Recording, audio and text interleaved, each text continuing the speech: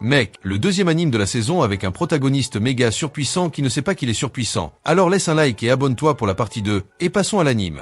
Et au début de tout cela, un garçon Kurt évoque la situation d'un village régulièrement attaqué par un Fenrir. Un monstre de niveau est capable de détruire une ville entière à lui seul. C'est précisément parce qu'il subit des attaques constantes que ce village a décidé d'engager l'équipe de Kurt, les crocs du dragon flamboyant, pour vaincre le monstre. Dès que le Fenrir apparaît, Bandana le poursuit, l'attache avec ses fils et le projette contre le mur. Mais Bandana est rapidement soigné par la guérisseuse de l'équipe, une prêtresse nommée Marlefis, puis reprend le combat, maîtrisant complètement le Fenrir. Voyant la créature immobile, Golnova, la guerrière flamboyante, passe à l'attaque et achève Fenrir d'un coup d'épée. Après avoir vaincu Fenrir, le groupe des crocs du dragon flamboyant commença à être considéré comme un groupe de héros par le village. Cependant, Kurt a l'impression que, dans son cas, les gens ne se souviennent généralement pas de lui, car Kurt est un enfant simple, sans pouvoir, qui fait partie d'un groupe de héros remarquables. Après une pause dans un restaurant du village, Golnova se plaint de la nourriture locale et demande à Kurt de lui préparer un bon repas. En entendant cela, Bandana rappelle à tout le monde que ce sera la dernière fois qu'ils auront l'occasion de manger un plat préparé par le garçon. Kurt ne comprend pas exactement ce qu'elle veut dire. Golnova le traite de lent et l'informe qu'il est renvoyé du groupe. Kurt lui demande alors s'il a fait quelque chose de mal. Golnova répond qu'en réalité, le garçon n'a pas fait grand-chose, étant totalement inutile lors du précédent combat contre Fenrir. De plus, Golnova ajoute qu'il n'est bon qu'à faire des bêtises. Après tout, il est même incapable de tuer un slim. Quant à Marlefis, elle explique qu'un groupe ne peut être formé que de 4 personnes maximum. Il faudra donc remplacer Kurt par un sorcier de haut niveau, car c'est seulement ainsi que le groupe pourra continuer à devenir de plus en plus fort. Après avoir été expulsé du groupe, Kurt a commencé à voyager sans but précis. Lorsqu'il se retrouve dans l'obligation de gagner sa vie, Kurt se rend dans une agence de placement de Halo, puis passe un bref entretien avec la réceptionniste. Mais dès qu'elle l'interroge sur son expérience professionnelle, Kurt sourit maladroitement et explique qu'il n'a effectué que quelques tâches simples pour le groupe d'aventure Flamin Dragonfang, le même groupe qui deviendra plus tard SS Rang. Bien qu'il ait été renvoyé du groupe, la réceptionniste le rassure en lui disant que cela compte déjà comme une expérience professionnelle et que, de plus, le groupe est apprécié, ce qui élargira les perspectives d'emploi de Kurt, simplement pour en avoir fait partie. Dès la fin de l'entretien, l'employé l'appelle pour passer le test d'aptitude. Comme chacun sait, les aptitudes sont des talents accordés par Dieu et ne peuvent donc être acquises autrement. Kurt est surpris par la possibilité de découvrir un talent caché en lui. Mais auparavant, l'employé l'informe que les aptitudes ont également des rangs, allant du rang G, sans talent, au rang SSS, le plus haut rang accessible. Après avoir réussi les tests d'aptitude, Kurt obtient le rang G à tous les niveaux, le considérant comme une personne sans talent pour le combat. La jeune fille l'informe donc que cette importante limitation rendra difficile sa recherche d'emploi.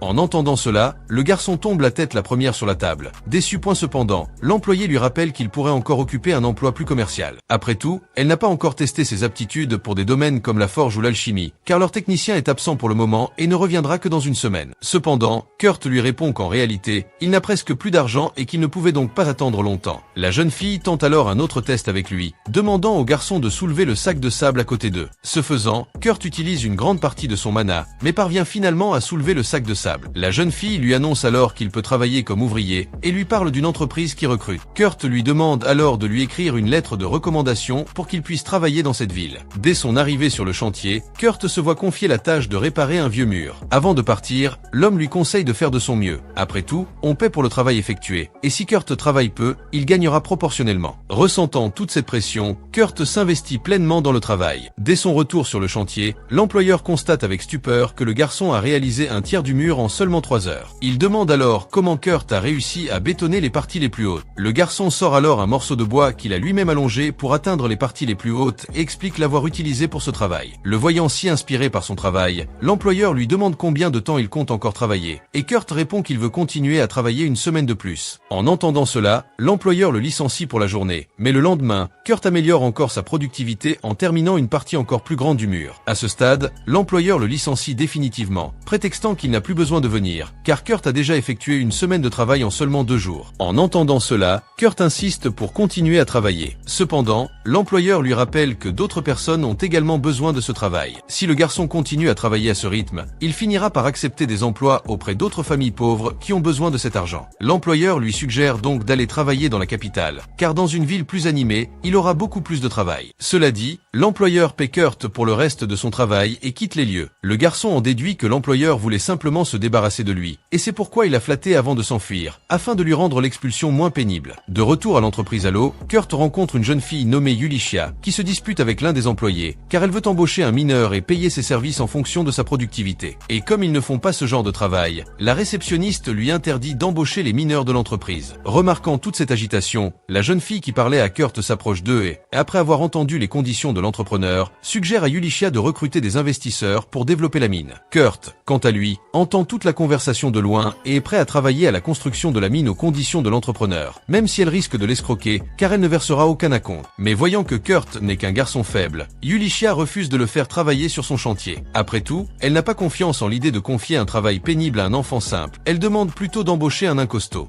Ensuite, l'employé de l'entreprise lui dit d'aller de l'avant, 10 pièces d'argent pour avoir engagé le puissant nain. Cependant, Yulichia, apprenant cela, déclare ne pas avoir cet argent pour le moment. Elle accepte donc l'offre de Kurt et l'engage pour construire la mine. Après que Kurt ait quitté les lieux avec l'entrepreneur, un employé tombe en heurtant les sacs de sable qui le bloquaient. L'autre employé lui explique alors que ces sacs servent à mesurer le mana des individus, et que plus un individu en possède, plus le sac devient lourd. Cependant, ces objets ne réagissent généralement pas lorsqu'une personne normale entre en contact avec eux, car il faut un niveau de mana équivalent à celui d'un sorcier de la cour royale pour les activer, ce qui explique précisément leur difficulté de manipulation. Cela dit, l'employé demande à sa collègue de sortir les sacs. Dès qu'elle tente de les soulever, la jeune fille trouve étrange que le sac soit plus léger lorsqu'elle le porte. Après tout, Kurt avait eu plus de mal à les soulever quand il faisait de même. Pendant ce temps, Kurt et Yulichia se dirigent vers une petite tente. Le garçon trouve étrange qu'il n'y en ait qu'une et le commente à voix haute. Yulichia, quant à elle, répond à ce qu'il attendait déjà. Elle compte dormir dans la même tente que lui. Mais Kurt, en entendant cela, lui répond qu'il ne peut pas dormir avec une jolie fille. Yulichia rougit de gêne, et Kurt, lui, rend la situation encore plus embarrassante en affirmant qu'il a beaucoup voyagé et vu beaucoup de gens, mais qu'elle reste la plus belle fille qu'il ait jamais vue. Voyant qu'il n'arrête jamais de lui faire des compliments exagérés, Yulichia l'attrape par le col et lui dit d'arrêter. Elle lui explique également qu'elle est aventurière depuis l'âge de 10 ans et qu'elle n'est donc pas aussi belle. Le soir même, ils se rendent à la tente pour dormir. Yulichia surveille Kurt pour voir s'il serait du genre à l'attaquer, mais lorsqu'elle lui confirme qu'il ne fera rien, elle ferme les yeux et s'endort plus paisiblement. Le lendemain matin, à son réveil, Yulichia voit Kurt dormir dehors, ses vêtements rangés. Comprenant que c'est lui qui est responsable, elle le remercie de sa gentillesse. Elle décide alors de commencer à exploiter une mine dans les environs, mais apprenant qu'elle compte creuser au hasard, Kurt l'interrompt et se met à la recherche d'endroits plus propices à la découverte de minéraux. Ce faisant, il trouve une roche et, en la cassant, Kurt découvre un minerai cristallin. Yulichia est stupéfaite. Avec ce seul minerai, ils ont déjà atteint un tiers de leur objectif. Après avoir brisé les autres roches alentour, Kurt extrait une quantité importante de cristaux. Yulichia suggère alors de les vendre. Cependant, Kurt lui informe que les petits cristaux ne peuvent être vendus et décide de les transformer en cristaux magiques. Et après avoir dit au revoir, Kurt reste dans la forêt et Yulichia se rend dans une guilde pour vendre les cristaux magiques.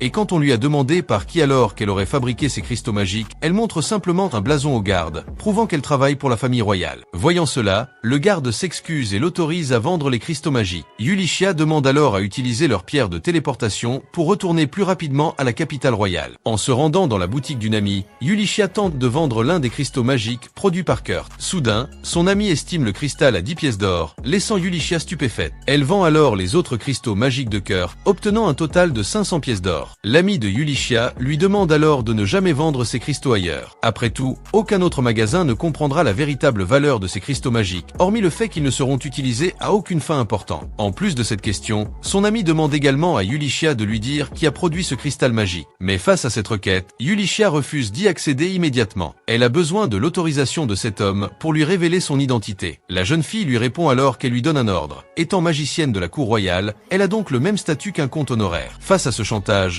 Yulichia affirme qu'elle ne sert plus la famille royale et n'est donc plus tenue d'obéir aux règles de qui que ce soit. Sur ce, la jeune fille descend de l'Olympe et en tant qu'amie de Yulichia, lui propose de diriger un laboratoire royal de recherche sur les technologies magiques où il agira en tant que baron honoraire. Face à cette proposition bien plus convaincante, Yulichia accepte et se rend ensuite à l'entreprise Halo pour en apprendre davantage sur Kurt. Après avoir eu accès aux informations confidentielles du garçon, Yulichia décide de quitter les lieux. Avant cela, elle donne 499 pièces d'or à l'employé local et lui demande de remettre tout cet argent à Kurt dès qu'elle le verra. De plus, elle donne un ordre direct de la famille royale à l'employé de l'entreprise, lui interdisant de divulguer des informations sur Kurt qui ne lui sont pas destinées. Pour couronner le tout, à son retour dans la forêt, le garçon a simplement construit une maison en bois pendant son absence. Et pendant le combat, Golnova désespère et envoie Marlefils soigner rapidement ses blessures, mais elle informe que ses forces s'épuisent déjà. Golnova se tourne alors vers le nouveau venu et lui demande d'essayer d'attaquer avec la magie du feu, mais le garçon affirme savoir comment faire et lui ordonne de faire demi-tour. Pendant ce temps, Bandana, debout de loin, observe le combat et constate que le groupe est déjà en ruine. De retour auprès de Kurt, il apprend qu'il dirigera un laboratoire royal de recherche sur les technologies magiques. Il lui demande alors pourquoi une telle mission lui est tombée dessus. Eurychia l'informe alors que la personne chargée d'analyser ces cristaux magiques est magicienne à la cour royale pour le plaisir, et que, occupant ce poste important, elle a décidé de le faire pour lui. Mais, après avoir entendu une information aussi surprenante, Kurt demande si cette jeune fille ne ment pas. Eurychia lui assure qu'elle est bien aussi importante qu'elle le prétend. Malgré cela, Kurt refuse l'offre, car il ne s'imagine pas occuper un poste qui le place au-dessus des autres. Après tout, il regrette toujours ses piètres performances au sein du groupe des Crocs du Dragon Ardent. De plus, Kurt lui rappelle que son travail actuel est là-bas. Cela dit, il lui demande si l'argent qu'elle a gagné grâce aux cristaux lui a permis de payer ses impôts. Eurychia répond que oui. Cependant, elle n'a pris qu'une petite partie de l'or reçu pour les cristaux magiques. Après tout, c'est lui qui les a créés. Eurychia l'informe donc qu'elle a déposé le reste de l'or sur son compte. Kurt répond alors qu'elle n'avait pas besoin de se donner la peine de faire tout cela pour lui. Cependant, elle s'oppose à ses dires et lui fait comprendre qu'elle n'accepterait jamais de prendre une telle quantité d'or pour un travail aussi trivial. L'entendant parler comme si elle avait affaire à une grosse somme d'argent, Kurt est perplexe, et Eurychia décide de changer de sujet et lui demande s'il souhaite continuer à miner. À ce moment-là, Kurt s'enthousiasme à nouveau et lui annonce qu'il a trouvé un endroit dans la forêt qui semble receler de bons minéraux. Voyant qu'il est prêt à continuer le travail sans même avoir dormi, Eurychia l'interroge, mais Kurt affirme qu'il a déjà dormi 6 heures, ce qui lui suffit amplement pour continuer la journée. Dès qu'elle entend cela, Eurychia s'inquiète encore plus, car le garçon a à peine dormi. Quant à lui, Kurt se souvient qu'il ne dormait que 4 heures lorsqu'il était dans le groupe des Crocs du Dragon Flamboyant. Il se sent alors coupable et promet de rattraper son sommeil supplémentaire. Enfin, lorsqu'ils arrivent à l'endroit indiqué par Kurt, il décide de la laisser creuser seule. Kurt retourne à l'endroit où ils ont trouvé les diamants l'autre jour et laisse cette zone fertile à Eurychia pour qu'elle l'explore seule. À la tombée de la nuit, après avoir creusé un trou géant dans la zone, Eurychia trouve un morceau de topaze géant et en déduit qu'elle pourrait en tirer environ 3 pièces d'or si elle demandait à Kurt de le transformer gratuitement en cristaux magiques. Mais peu après cette pensée quelque peu opportuniste, Eurychia réalise qu'elle exploiterait trop le garçon en lui demandant autant. Et lorsqu'elle se rend auprès de Kurt pour voir le résultat de son extraction, sa peur est encore plus grande lorsqu'elle découvre qu'il contient une boîte géante de mithril. Et, remarquant son air étonné, Kurt explique que ce minerai est très facile à trouver dans son ancien village, et que c'est pourquoi le village les jetait toujours dès qu'ils en trouvaient, car ils n'ont pas beaucoup de valeur là-bas. Et quant à Eurychia, elle dit que le mithril est en fait un minerai beaucoup plus précieux que l'or ou le platine lui-même.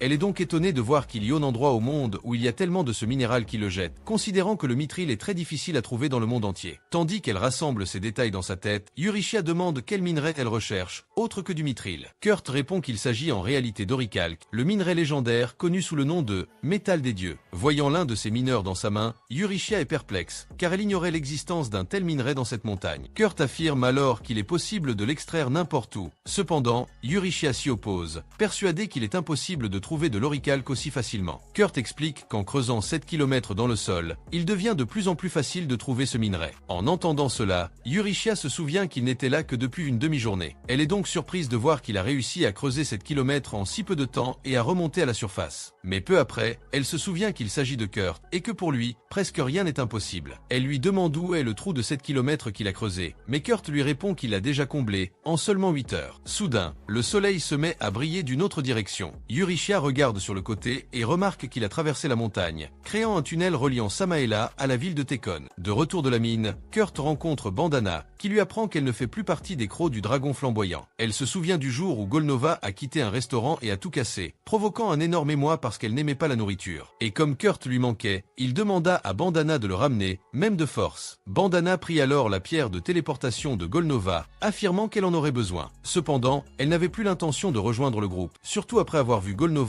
acculé par les gardes qui pourraient bien l'arrêter pour la confusion qu'il avait semée au restaurant. En apprenant que Bandana a également été renvoyé, Kurt réalise qu'il n'y a aucune chance qu'il revienne un jour dans le groupe. Mais Bandana lui demande alors pourquoi il tient tant à ce groupe. Kurt lui rappelle alors qu'il est très reconnaissant envers Golnova de l'avoir accueilli. Bandana se souvient alors qu'une amie qui possède un studio a besoin d'employés, alors elle suggère à Kurt de l'aider. Et même s'il ne se croit pas très utile, Kurt décide d'y aller. Quant à Bandana, elle se tient en retrait, un sourire malicieux aux lèvres, et dit qu'être l'apprenti sortie de la Grande Sage ne sera pas une tâche facile pour lui. Elle explique ensuite que les ateliers sont des installations qui produisent et vendent principalement des médicaments, des épées magiques, des appareils magiques, entre autres. Quant au chef d'atelier, il est connu sous le nom de maître d'atelier, et bénéficie donc d'une autorité particulière concernant le développement et la distribution des articles. De plus, ces ateliers sont respectés et traités comme des vicomtes, en raison de leur importance capitale pour la nation. Et, revenant à Kurt, il se dirige vers l'atelier avec enthousiasme. Après tout, il ignorait l'existence d'un maître d'atelier dans cette ville. Dès son arrivée, il consulte la carte et se demande s'il est au bon endroit, car il semble que ce soit la maison d'une personne ordinaire. Kurt jette alors un coup d'œil à une pancarte à côté et voit le nom « Atelier d'Ophélie », ce qui confirme qu'il est au bon endroit. Dès qu'il sonne, Kurt est accueilli par une très jeune fille, qui le pousse à se demander s'il s'agit bien de la maîtresse de l'atelier. Et quant à elle, la fille en déduit qu'il vient de bien que Kurt ne connaisse pas les elfes. Il se demande si la maîtresse de l'atelier est bien elle. La jeune fille se présente alors sous le nom de Michelle Lalakota et explique plus précisément son rôle, précisant qu'elle n'est en réalité que l'assistante de la maîtresse de l'atelier. Kurt l'informe alors qu'il est là sur recommandation pour aider l'atelier. Michelle, ravie de découvrir qu'ils auront enfin de l'aide pour les tâches ménagères, l'entraîne dans la maison. Dès qu'il sent l'odeur, Kurt lui couvre immédiatement le nez. Michelle s'excuse alors et lui dit qu'il va falloir commencer par nettoyer le bureau. Voyant cela, Kurt comprend immédiatement que l'aide dont ils ont besoin concerne les tâches ménagères et non le studio, car après tout, l'endroit est vraiment en mauvais état. Quant à Michelle, elle s'excuse d'avoir laissé la maison dans cet état et dit qu'elle n'est pas très douée pour le ménage. Après s'être retrouvée seule avec ce désordre, Kurt se met au ménage et termine sa journée de travail en seulement 30 minutes. Après cela, il se demande quelle nouvelle tâche il devrait accomplir. Il se rend donc dans une chambre qu'il pense être celle de Michelle. Lorsqu'une voix l'autorise à entrer, Kurt ouvre la porte et se retrouve face à une autre fille qui se changeait à ce moment-là. Elle lui demande alors qui il est, et Kurt se présente et dit qu'il a commencé à travailler là-bas. La jeune fille lui dit alors que l'atelier Ophélia est allé au sous-sol. Kurt commence alors à regarder le symbole sur le ventre de la jeune fille, et comprend vite qu'il s'agit d'une malédiction. Il demande alors à la toucher, et lorsqu'il le fait, Kurt réalise que la jeune fille ne ressent aucune douleur lorsqu'on la touche directement sur le symbole sur son ventre. Il en déduit qu'elle s'est déjà habituée à la douleur d'essayer de le ressentir. Soudain, au beau milieu de l'interaction, son estomac gargouille, et Kurt décide de lui apporter quelque chose à manger. Pendant ce temps, Eurychia apporte le mithril à Mimiko pour qu'il évalue et découvre que tout ce minerai équivaut à 50 000 pièces d'or. En entendant cela, Eurychia commence à s'inquiéter pour la sécurité de Kurt, car s'il découvre sa capacité à localiser des minerais précieux, il pourrait subir un grave préjudice. Mimiko l'informe alors qu'au mieux, il sera kidnappé, mais qu'il pourrait même être tué. Cela dit, Mimiko se demande comment un garçon de son calibre a pu rester caché aussi longtemps. Eurychia lui répond alors avoir appris son renvoi du groupe des Crocs du Dragon Ardent. En entendant cela, Mimiko se souvient que le chef de ce groupe est désormais recherché. Poursuivant la conversation, Mimiko lui demande ce qu'elle compte faire de Kurt. Eurychia répond alors qu'elle souhaite le nommer maître d'atelier. Après tout, limiter ses actions sera plus sûr que de le laisser se faire remarquer autant. Cependant, Eurychia ne sait toujours pas comment le convaincre de suivre cette voie. De retour auprès de Kurt, il rencontre enfin Ophélie qui, découvrant sa rencontre avec la fille maudite, lui demande de ne parler d'elle à personne. Lorsqu'il se rend dans la chambre de Lise, Ophélie lui sert le repas de Kurt, mais dès que la fille prend la première cuillerée, elle tombe par terre. Ophélie en déduit que la nourriture a été empoisonnée par Kurt et cherche immédiatement un antidote. Mais avant qu'elle ne puisse quitter les lieux, Lise l'interrompt, se levant aussitôt et lui annonçant qu'elle est enfin guérie. Ophélie examine alors le ventre de la fille et constate que le symbole de la malédiction a disparu. Pendant ce temps, un homme mystérieux se rend chez son supérieur pour se lamenter que la malédiction a été levée. L'homme devant le serviteur se plaint alors que Lise doit être tuée de toute urgence. De retour auprès d'Ophélie, elle accompagne Lise chez Eurychia et Mimiko. À la vue de la jeune fille, ils reconnaissent Lise comme la troisième princesse et ne comprennent pas la présence d'un personnage important. Lise annonce alors son intention de découvrir l'identité du coupable et affirme n'avoir été sauvée que grâce à un garçon nommé Kurt. En entendant cela, Eurychia et Mimiko sont immédiatement stupéfaits par l'exploit du garçon, qui ignore totalement ce qu'il fait.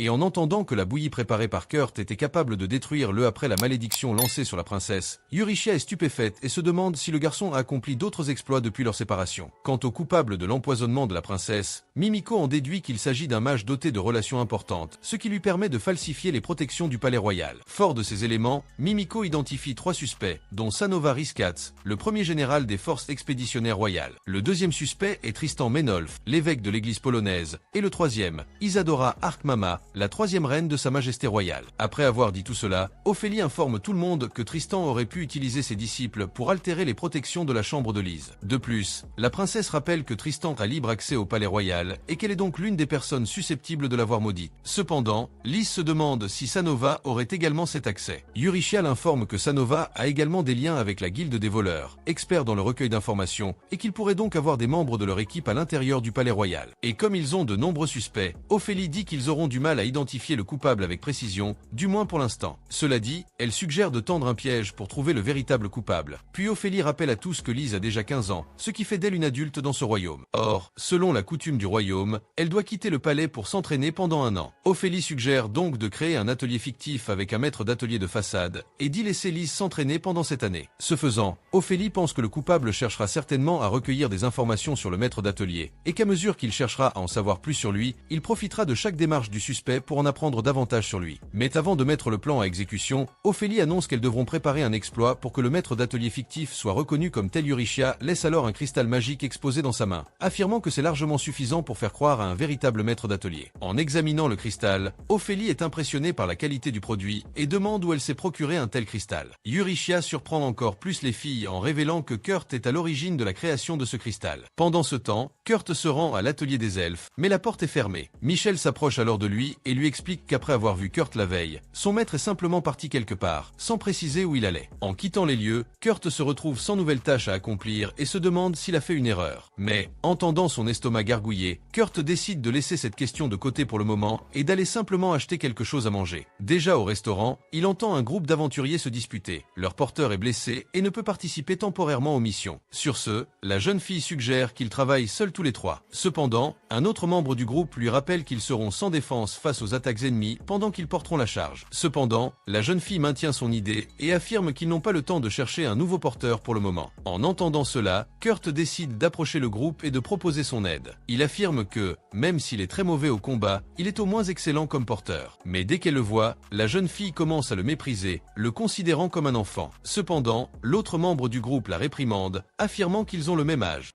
À ce moment-là, le frère de la fille s'excuse auprès de Kurt pour son impolitesse. Il lui répond que le métier de porteur n'est pas simple du tout, et que, dans leur cas, la situation est encore pire. Ils devront transporter des golems de fer de plus de 200 kg, ce qui nécessite des compétences spécialisées. Cela dit, il le congédie et suggère à Kurt de travailler avec un autre groupe d'aventuriers. Cependant, apprenant que la charge ne pèse que 200 kg, Kurt affirme pouvoir la porter facilement. Pour prouver sa véracité, Kurt soulève les deux hommes du groupe qui, outre leur poids naturel, portent également une armure très lourde, pesant ainsi plus de 200 kg. Voyant que le garçon est un excellent porteur, le groupe décide de partir en mission aux côtés de Kurt. En chemin, Sakura, l'un des membres du groupe, se présente comme Kan, un guerrier costaud. Bien qu'il porte une épée, Kan affirme que c'est surtout pour décorer, car après tout, sa spécialité est de vaincre ses adversaires. Quant à l'autre membre du groupe, il se présente comme Dando, un samouraï et chef du groupe. Enfin, la jeune fille se présente comme Sina, une ranger. Alors qu'ils avançaient un peu, Kurt finit par avoir besoin de l'aide de Sina pour se débarrasser d'un slim. Et contrairement à ce qu'il pensait, Kurt reçoit le soutien du groupe au lieu de leur colère. Il voit ainsi la différence entre ce groupe et son ancien groupe, où la moindre erreur était source de bagarres et d'humiliation. Kurt se met alors à pleurer d'émotion, faisant croire à Sina qu'il a été blessé lors du combat contre le slim. En continuant leur chemin à travers une grotte, Kurt et les autres croisent un gobelin, mais Danzo achève l'ennemi d'une seule attaque. Cependant, peu après, ils entendent les cris désespérés des autres gobelins, qui semblent résonner de toutes parts, suggérant que la horde est plus nombreuse qu'ils ne l'imaginaient. Kan remarque alors que l'entrée semble également infesté de gobelins. Sina demande alors ce qu'ils doivent faire, et Danzo répond froidement qu'ils doivent se préparer au combat difficile qui les attend. En entendant cela, Sina commence déjà à désespérer, car ils n'auront aucune chance face à tous ces gobelins. Kurt, quant à lui, trouve un passage secret dans l'un des murs et entre précipitamment. Sina fait de même, mais ferme la porte, laissant Danzo et Kan dehors. Kan explique alors à Kurt que trouver une issue face aux gobelins n'est pas chose facile. Il envoie donc Kurt en avant tandis qu'il reste en arrière pour combattre. Mais en entendant cela, Kurt refuse de s'enfuir et les laisse combattre seul. Il demande plutôt à se battre à leur côté. Sina lui rappelle alors qu'il est incapable de vaincre un slim, et qu'il ne ferait donc que les gêner dans le combat contre les gobelins. Kan, après avoir entendu cette dispute, leur ordonne d'arrêter le combat. Danzo, quant à lui, demande à Kan s'il regrette de s'être sacrifié pour sauver Sina. Quand lui répond qu'il le regretterait toujours, car mourir pour protéger sa sœur est le plus grand honneur qu'un frère aîné puisse recevoir. Danzo le comprend, car mourir sans honte est la plus grande fierté d'un guerrier. Quand lui rappelle également qu'il n'y a pas de regret lorsqu'on se bat pour assurer la survie de ses amis. En entendant qu'on le traitait comme un ami, Kurt est ému, mais aussi triste, car il ne peut rien faire pour les aider. Sina le rassure en lui disant que son frère et Danzo survivront aux gobelins. Elle illumine ensuite la pièce et appelle Kurt, mais à peine a-t-elle fait quelques pas vers la sortie que Sina est surprise par un golem de fer et tombe au sol sans réagir. Pendant ce temps, Yurishia et Liz se rendent à l'auberge où Kurt devrait se trouver, mais lorsqu'elles arrivent à sa chambre et ne le trouvent pas, ils ne comprennent rien, jusqu'à ce que soudain, Bandana, dehors, disent que Kurt était dans les grottes à l'Enoredela, avec un groupe d'aventuriers nommé Sakura. En entendant cette voix, Yurishia et Liz sortent pour voir qui pourrait être derrière tout ça, mais elles ne trouvent personne d'autre. Yurishia analyse les informations fournies et en déduit qu'il pourrait s'agir d'un piège visant à les attirer dans les grottes potentiellement infestées de gobelins. Mais quelle que soit la véracité de l'information, Yurishia décide d'aller vérifier si Kurt s'y trouve. En entendant cela, Liz demande à l'accompagner. Cependant, Yurishia refuse d'abord de l'emmener dans un endroit aussi dangereux, mais Liz lui rappelle qu'elle la protège et qu'ils ne peuvent donc pas être séparés. De plus, Liz lui assure qu'elle a déjà appris suffisamment de magie pour se défendre. En entendant cela, Yurishia décide de l'emmener, mais demande à Liz de promettre de ne jamais la quitter. Une fois sur place, il trouve Danzo et Kan face à une horde de gobelins et les affronte. Pendant ce temps, Sina, toujours sous le choc du golem de fer, s'excuse auprès de Kurt de l'avoir entraîné dans cette mission dangereuse avec son équipe. De plus, Sina se sent coupable que Kan et Danzo aient risqué leur vie pour gagner du temps, car au final,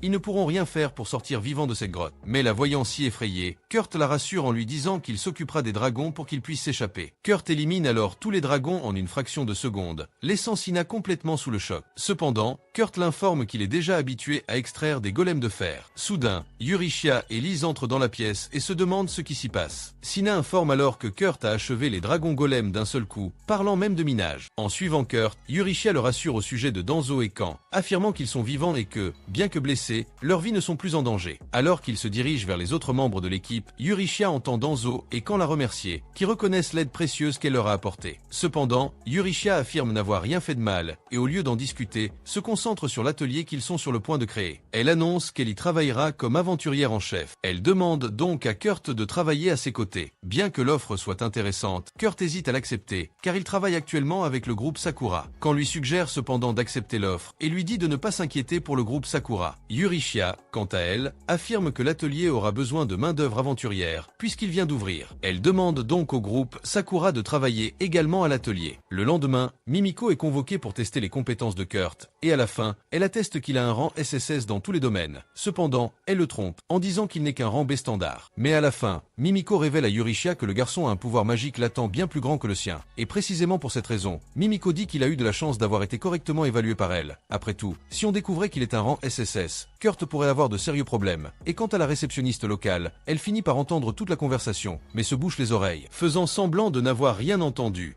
Et pendant le voyage, Kurt est étonné de la vitesse qu'en a Yurishia. Elle commente un peu plus la ville frontalière où ils se rendent, précisant que cet endroit était autrefois une base militaire à la frontière du pays des démons. Poursuivant son explication, Liz précise que cette ville continue de recevoir l'aide de l'Alliance, même si elle n'a pas de vice-roi désigné. Pendant ce temps, Kan change de sujet pour en savoir plus sur le maître d'atelier qu'ils vont visiter, et Yurishia, quelque peu gêné, répond simplement que c'est un maître d'atelier très honorable. Et puis, en s'approchant des remparts de la ville, Kurt se souvient qu'il a travaillé à leur réparation, et se souvenir qu'il a été renvoyé après 3 jours de travail le déprime un peu. Mais lorsqu'il constate que les murs n'ont pas été terminés depuis son départ, Kurt en déduit qu'il les répare différemment. Et lorsqu'ils arrivent à l'espace vide où sera installé leur atelier, tout le monde est stupéfait par la taille de l'endroit. Après tout, cela ressemble plus à un terrain abandonné qu'à autre chose. Waouh! Kan demande ce qu'ils devraient faire, et Yurishia répond qu'ils devront attendre à l'auberge que le studio soit enfin terminé. Cela dit, elle se tourne vers Kurt et lui demande s'il est capable de construire le studio seul. À cette question, tout le monde est effrayé à l'idée que le garçon puisse faire tout cela seul, et Kurt, lui, répond qu'il sera impossible de faire tout ça en une seule journée. En fait, il peut tout terminer en 3 jours. Alors Yurishia le laisse construire le studio dans le temps qu'il veut, même si cela prend plus de temps que prévu, et elle est également disposée à fournir plus de matériaux s'il en a besoin. Kurt note donc les éléments les plus importants sur un morceau de papier et le lui donne. Après avoir reçu la demande de matériaux de Kurt, Yurishia convoque tout le monde à l'auberge, car il faut maintenant laisser Kurt travailler plus confortablement sur le projet. À un autre moment, Yurishia rencontre tous les aventuriers. Sina leur révèle alors que ces golems dragons de fer ont été vaincus par Kurt seul, car il avait affirmé être habitué à extraire ce type de monstre. Après avoir dit tout cela, Sin demande qui est exactement ce garçon. Yurishia décide alors de commencer par parler d'elle et de Liz. Dans ce cas, Yurishia dit qu'elle était une aventurière au service service direct de la famille royale, tandis que Lise se présente comme la troisième princesse du royaume. En entendant cela, Quand se lève aussitôt, l'air étonné. Quant à Lise, elle informe qu'elle cache actuellement sa véritable identité et recommande donc à tous de l'appeler Lise afin de ne pas éveiller les soupçons. En entendant tout cela, Sina demande si Kurt est lui aussi un membre de la famille royale, vu son talent. Eurychia répond qu'en réalité, il n'est pas de la famille royale, car ils ignorent qui il est. La seule chose qu'ils savent, c'est que ses compétences au combat sont toutes de rangée, tandis que toutes celles qui ne sont pas liées au combat sont de rang SSS. Et bien qu'il soit une rareté, Eurychia dit que Kurt n'a aucune idée de tout ce pouvoir qu'il possède. Après tout, ils lui ont tout caché, et on dit qu'au mieux, Kurt n'est qu'un rang C ou B.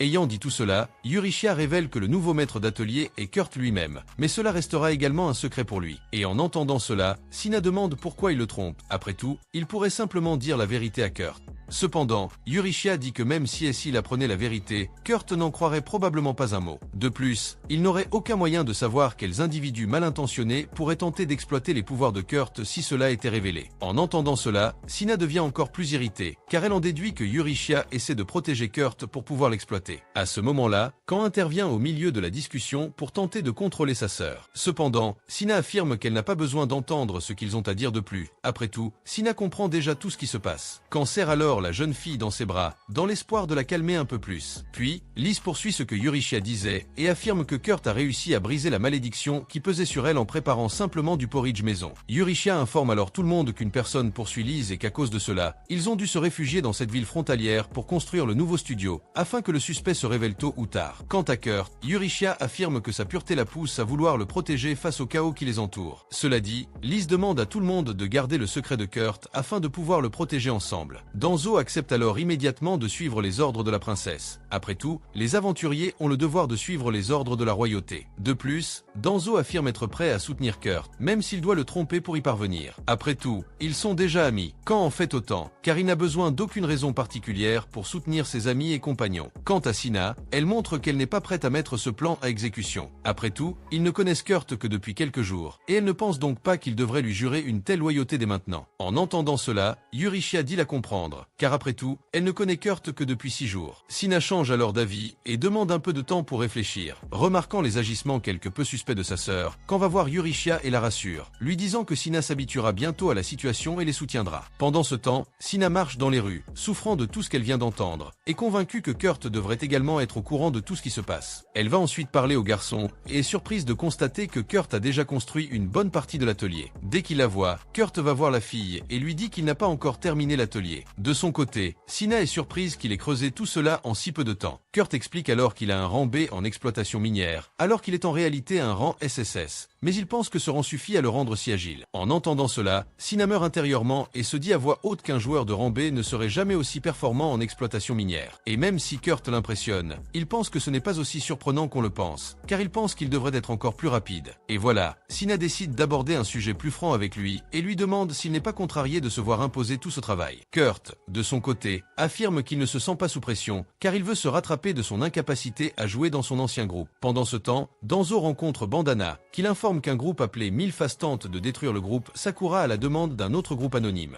qui à son tour veut la tête de Sakura pour avoir pris un travail qui leur appartenait. Et à cause de ce ressentiment absurde, ils veulent mettre fin au groupe Sakura. Après avoir entendu tous les détails transmis par Bandana, Danzo se rend dans un bar où il rencontre Bibinok, l'un des membres du groupe aux 1000 visages. Dès qu'il est découvert, le type prend la fuite pour échapper à Danzo, mais il finit par être rattrapé. Danzo lui ordonne alors de rester loin de ses amis, mais le laisse en vie. Quant à Bandana, elle reste cachée, observant les actions de Danzo et affirme qu'il aurait dû achever la cible avant de devenir un problème à l'avenir. Soudain, Bandana remarque la présence de Marlefils, et comme on lui a conseillé de rester loin de cette personne, elle décide de partir pour la ville natale de Kurt. Et voilà, 3 jours plus tard, tout le monde se rend au studio et est surpris de voir l'endroit luxueux que Kurt a réussi à construire en si peu de temps. Quant au garçon, il emmène tout le monde visiter l'intérieur du manoir, et à la fin, demande à Eurychia quand l'atelier Mester arrivera. Elle change de sujet et explique qu'il est apparemment très en retard, ce qui explique son arrivée retardée. Après avoir découvert que Kurt dormirait dans une partie peu noble du manoir, tout le monde lui demande de dormir dans une des chambres. Cependant, il faudra 2 heures pour le convaincre, et on lui demande de rester dans cette chambre jusqu'à l'arrivée de l'atelier Mester. Il accepte ensuite de dormir dormir dans la chambre en tant que gardien, mais précise qu'il partira dès l'arrivée du maître d'atelier. Eurychia, quant à elle, lui demande s'il pourrait placer une barrière anti-malédiction autour du manoir. À cette demande, Kurt répond que c'est un peu difficile à réaliser, et Eurychia précise qu'elle devra utiliser les talismans anti-malédiction reçus de Mimiko. Alors qu'elle distribuait les talismans dans la maison, elle arriva dans la chambre de Liz, la pièce la plus importante à protéger. Soudain, Liz sortit en criant le nom de Kurt et en disant qu'elle l'attendait. En entendant cela, Eurychia lui demanda ce qu'elle attendait exactement, et Liz répondit qu'elle était prête à prendre le garçon dans son lit. Et lorsqu'elle la remarque en train de dire toutes ces obscénités, Eurychia est choquée et se met à parler fort. Liz lui demande alors de se contrôler un peu pour éviter de réveiller les autres. Au cours de la conversation, Liz taquine Eurychia, devinant qu'elle est jalouse à l'idée que Kurt puisse aller dans sa chambre. Cependant, Eurychia se contente de lui dire de traiter Kurt comme le garçon pur et innocent qu'il est. Eh bien, le lendemain, Liz va voir Kurt avec des vêtements plus légers, ce qui laisse Eurychia à nouveau sous le choc. Elle demande alors à la princesse d'arrêter de porter des vêtements aussi insolents. Quant à Kurt, il dit qu'il a lui aussi trouvé ses vêtements étranges au début, mais qu'il a fini par les ignorer après que Liz lui a dit que c'était ses vêtements décontractés. Et après que tout le monde se soit assis pour manger, Eurychia remarque que Kurt a disparu, puis le poursuit et découvre que le garçon effaçait les symboles des talismans anti-malédiction qu'elle avait placés sur les murs, car il croit que ces choses ne sont que d'étranges gribouillis.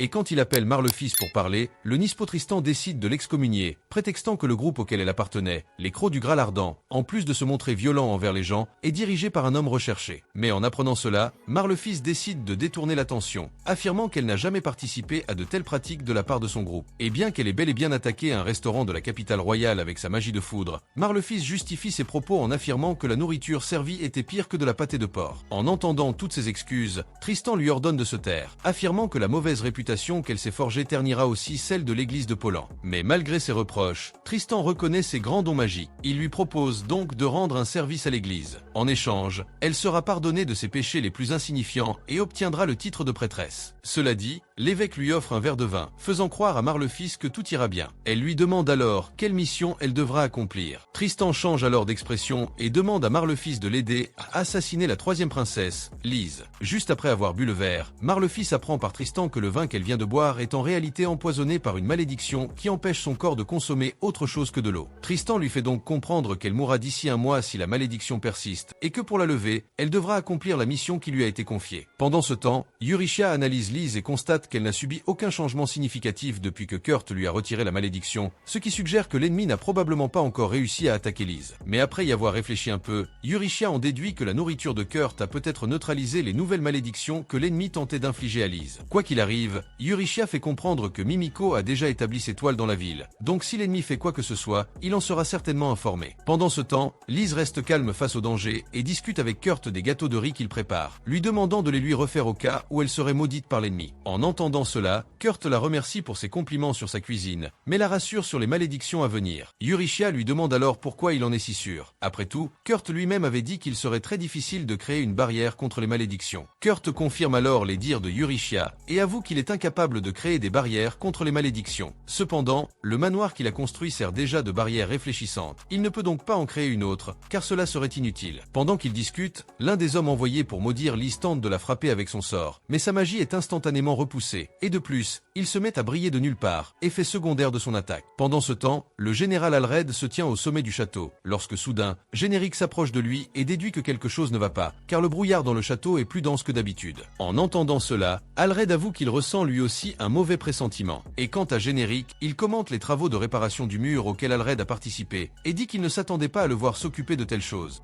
Cependant, Alred dit que compte tenu de l'importance de cela en entendant cela, Générique le rassure. Après tout, il n'a détecté aucune personne mal intentionnée dans la ville. De retour auprès de Eurychia et des autres filles, elles suivent le magicien qui a tenté de maudire Liz, guidé par la lumière reflétée par l'ennemi. Arrivés sur place, ils se retrouvent face à face avec l'ennemi déjà mort. Ils en déduisent que ses propres partenaires l'ont tué et ont pris la fuite, précisément pour ne pas être identifiés. Voyant que le sorcier continue de briller après sa mort, Eurychia est impressionnée, car elle n'imaginait pas que Kurt puisse créer un réflecteur de malédiction aussi puissant. De retour au château, Générique et Alred reçoivent la confirmation de leur mauvais pressentiment. Ils sont attaqués par une gigantesque horde de squelettes. Pendant ce temps, Mimimi et les autres filles se cachent aux alentours, et Eurychia en déduit que les squelettes sont juste après Liz, car ils se dirigent vers cette ville. Alred, quant à lui, décide de lancer l'attaque avec l'aide du premier peloton et demande à Générique de se charger de l'évacuation de tous les citoyens. Mais en entendant cela, Générique demande à combattre à leur côté et explique que les squelettes ne peuvent marcher qu'en ligne droite. Générique affirme donc donc qu'ils pourront vaincre les ennemis s'ils combattent tous ensemble. Cependant, Alred lui rappelle la possibilité d'un autre type d'ennemi et lui ordonne d'aller protéger le peuple. Soudain, les squelettes disparaissent tandis qu'ils tentent de franchir les murs par l'ouest. Voyant cela, Eurychia se souvient que le mur ouest a été entièrement construit par Kurt, et c'est ce qu'elle comprend. Quant au général Alred, il s'en souvient aussi et en déduit que Kurt est derrière tout cela. Quant à Marlefice, un démon la pousse à poursuivre son chemin en envoyant de nouvelles vagues d'ennemis, la première ayant échoué. Le démon suggère alors d'utiliser son pouvoir magique pour invoquer simultanément les deuxième et troisième vagues. En entendant cela, Marlefice se demande comment ils vont réussir à faire une telle chose. Le démon lui répond qu'en réalité, l'évêque Tristan a conclu un pacte avec un démon supérieur et l'a mis à son service. Mais lorsqu'il constate qu'elle n'a pas autant d'énergie magique, le démon est légèrement déçu, mais affirme qu'elle peut toujours utiliser son âme comme carburant, ce qui suffira à compenser la différence. En entendant cela, Marlefice comprend enfin ce qui se passe. Elle a été trompée par l'église, et pendant tout ce temps, Tristan prévoyait déjà de l'utiliser comme sacrifice pour tuer la princesse Lise. Pendant ce temps, Eurychia informe Kurt de la situation dans la ville, encerclée par les monstres. Pire encore, ils ne peuvent appeler à l'aide, les monstres volants empêchant l'arrivée des renforts. Lise s'inquiète alors pour le groupe Sakura, qui n'est pas encore revenu de la chasse aux trolls. Eurychia, quant à elle, se souvient que les monstres arrivent directement des ruines de Lapita, à l'ouest. Les chevaliers ont donc déjà commencé à élaborer une stratégie pour stopper l'attaque ennemie. Cependant, ils doivent agir avec la plus grande prudence, compte tenu du nombre de monstres. En entendant parler des monstres, Lise dit avoir entendu parler de l'attaque des squelettes survenue la nuit dernière. Eurychia confirme la rumeur, mais affirme que les squelettes ont disparu dès qu'ils ont touché le mur,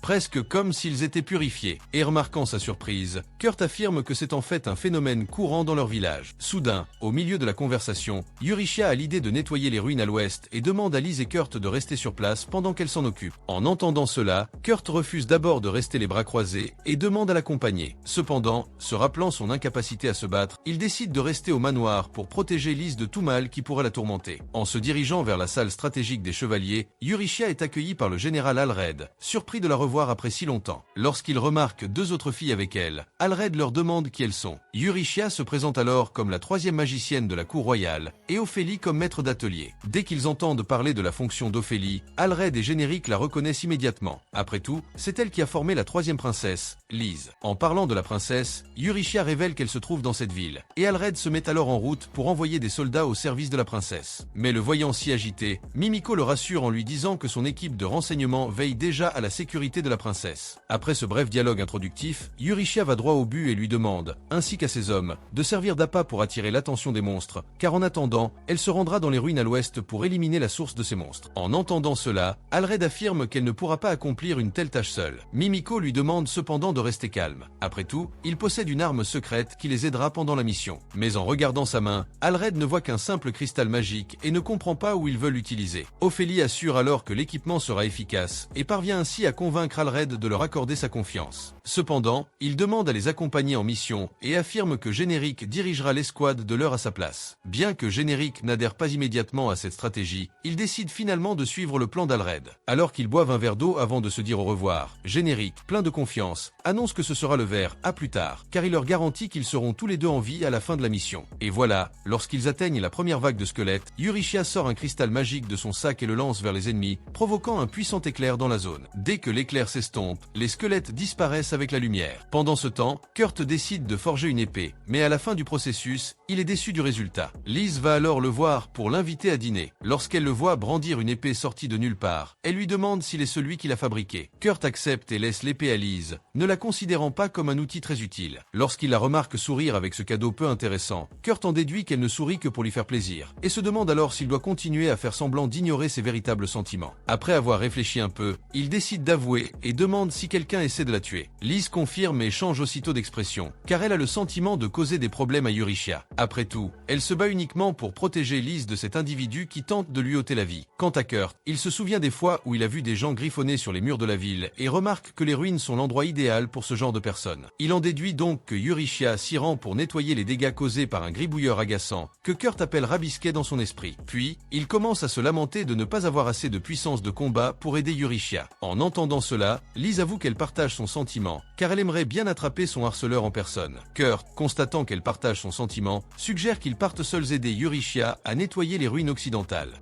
Mec, je suis sûr qu'il ne sait tout simplement pas se battre, car il n'a pas essayé. Vous avez vu ce qu'il a fait avec ce dragon, et s'il regarde un vrai dragon et pense que c'est du sashimi, je suis sûr qu'il fait des sushis avec tout ce qui est de ce dragon. Alors, aimez et abonnez-vous, il y a encore beaucoup d'épisodes à venir. Je suis sûr qu'il deviendra de plus en plus puissant. À bientôt pour la prochaine vidéo.